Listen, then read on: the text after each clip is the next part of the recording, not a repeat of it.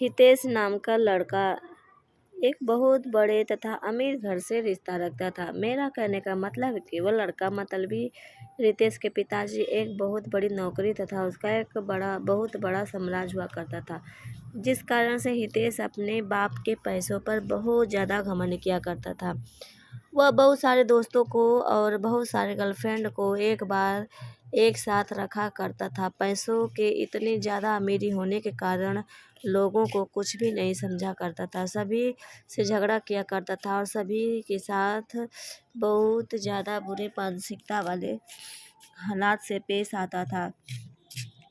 यही कारण है कि हितेश का कोई बॉयफ्रेंड नहीं था। वह जितने भी फ्रेंड के साथ रहता था, जितने भी दोस्त के साथ रहता था, वह सिर्फ उसके साथ उसके पैसों पर मौज मस्ती करने के लिए रहता था। लेकिन जब हितेश किसी मुश्किल में फंस जाता था तो कोई भी दोस्त उसकी मदद करने के लिए बिल्कुल भी आगे नहीं आता था। हितेश बहुत ज़्यादा अपने फ्रेंड तथा दोस्तों के साथ टूर करने के लिए बाहर बाहर देश जाया करता था, क्योंकि उसके पिताजी के पास इतनी ज़्यादा दौलत थी कि कितना भी हितेश का उस दौलत में से पैसा उड़ा दे उसका कम नहीं होने वाला था। इस कारण से हितेश उस दौलत को लेकर बहुत ज़्यादा घमंड किया करता था और हमेशा अपने दोस्तों को बहुत ज़्यादा पार्टी दिया करता था और फिर उसके साथ घूमने के लिए जाने के लिए कहा करता था। हितेश को लड़की की लत लग गई थी। वह लड़कियों के साथ बहुत ज़्यादा समय बिताया करता था। ज़्यादा पैसा होने के कारण वह बहुत सारी लड़कियों के साथ घूमा करता था। तब बाहर डांस में जाकर लड़कियों के साथ डांस भी किया करता था। वह रिपोर्टर में जाकर लड़कियों को खाना खिलाता था और घूमने के लिए टूर पर ले जाया करता था। एक दिन जब हुआ किसी कारण से अपनी छत पर टहल रहा था तो उसके घर के सामने एक छत पर कहाँ से और बहुत ज़्यादा खूबसूरत लड़की टहल रही थी। हितेश अपने पैसे के दम पर सोचा कि चाहे कोई भी लड़की हो, अगर हितेश एक बार इशारा कर देगा तो कोई भी लड़की उसके आगे अपने एटीट्यूड को नहीं रखेगी। लड़की और उसके अच्छे परिवार से बिलोंग करती थी। वह लड़की ऐसी वैसी लड़की नहीं थी जो किसी के पैसों को देखकर उनके साथ चल दे। उस लड़की को हंसाने के लिए हितेश बहुत बुरी तरह से उसको लालच देने का फंसाने के लिए उस लड़की को बहुत बुरी तरह से लालच देने का प्रयास करता था।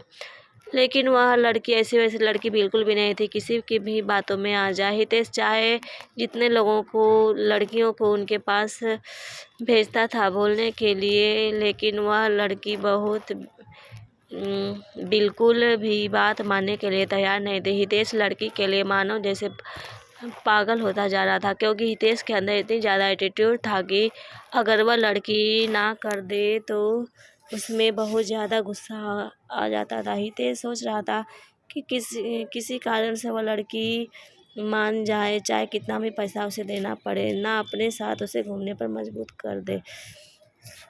एक भी नहीं पैसे की किसी लड़की फ्रेंड को उसके घर भेजने के लिए कहती, लेकर जहाँ उस लड़की को बोलो कि जितना पैसा लेना है उतना, जितना पैसा खाना है इतना घूमना फिरने के लिए, लेकिन मेरे से ले लो, लेकिन उस लड़की को तैयार करो। लेकिन किसी भी परिस्थिति में वह लड़की तैयार नहीं होती थी और हितेश को बहुत गुस्सा आ रहा था। अब धीरे धीरे हितेश बिल्कुल भी बदलने लगा था। हितेश कॉम उस लड़की के अलावा कोई भी लड़की नहीं देखती थी। जितनी भी लड़की के साथ हितेश घुमा करता था वह उन लड़कियों से बिल्कुल भी दूर हो चुका था। अब वह ज़्यादातर वक्त अपना घर में ही गुजारा करता था। जब वह लड़की अपनी छत पर आया करती थी तो हितेश अपनी चाहत से उस लड़की को निहारने का प्रयास करता था, उसे मनाने का प्रयास करता था, लेकिन शायद उस लड़की को हितेश के बारे में पूरी जानकारी होगी। इसी कारण वह लड़की हितेश के पास ना जाने के लिए बहुत सारे बहाना बनाया करते थे। उस लड़की के पिताजी एक सरकारी विभाग में कार्य कर रहे थे, जिसका ट्रांसफ़र होने के बाद वह हितेश के घर के पास वाले अपार्टमेंट में रहने के लिए आया था। वह लड़की दूर से आने के कारण उसका कोई भी दोस्त नहीं था। लड़की कहीं घूमने के लिए भी नहीं जाया करती थी। क्योंकि घूमने के लिए उसका कोई सहेली नहीं था। सहेली न होने के कारण वह अकेले घूम भी नहीं पा रही थी। ऐसे तो वह ज़्यादातर लड़कियां अच्छे स्वभाव की नहीं थी, जिस कारण वह लड़की को कोई भी सहेली पसंद नहीं आ रही थी। हितेश उस लड़की को हमेशा ही याद किया करता था, लेकिन ऐसा कुछ भी नहीं हुआ। कुछ दिन बीत जाने के बाद वह लड़की अपने अपार्टमेंट को छोड़कर जाने ही वाली थी क्योंकि उसके पिताजी एक सरकारी ऑफिसर थे और उसका ट्रांसफ़र 3 महीने में दूसरी जगह हो जाया करता था। जैसे ही उस शहर में उसे केदारी का 3 महीने गुजर गया, उसकी ट्रांसफ़र अब किसी दूसरे जगह हो गया था। ऐसे में हितेश बहुत ज़्यादा दुखी रहने लगा था, क्योंकि वह उसे प्यार करता था, कभी भी उसे वह बात नहीं कर सका था।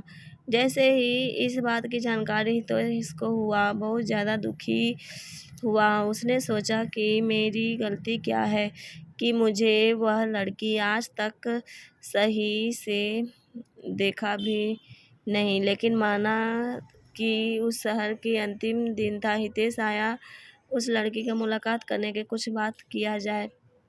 जब वो लड़की बाहर जा रही थी तब हितेश नहीं जा रहा था।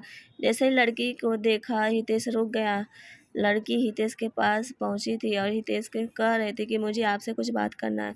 वह लड़की हितेश को कहता कि आपके अंदर पैसों के बहुत ज़्यादा घमंड है और आपने बहुत सारी लड़कियों की ज़िंदगी को बर्बाद किया है, जिस कारण से भगवान तुम्हें यह सज़ा दिया है कि कोई भी अच्छी लड़की तुम्हें मिलना तो दूर की बात है, तुम्हें दिखेगी भी नहीं। ऐसा कहकर माना किया वह लड़की आगे बढ़ गई। हितेश मन ही मन अपने आप को कोसता रहा। हितेश सोचता था कि मेरे पास इतने पैसे हैं, कोई भी अच्छी लड़की ही नहीं मिलेगी, तो मेरे पास इतने पैसों का मैं क्या करूं। यह बात बिल्कुल सच है दोस्तों। पैसा चाहे कितना भी हो, मनुष्य को कभी भी अपने पैसों पर बिल्कुल भी घमंड नहीं करना चाहिए। आपको यह स्टोरी कैसी लगी? अगर आपको अच्छी लगी तो लाइक शेयर सब्सक्राइब जरूर करना। Thank you.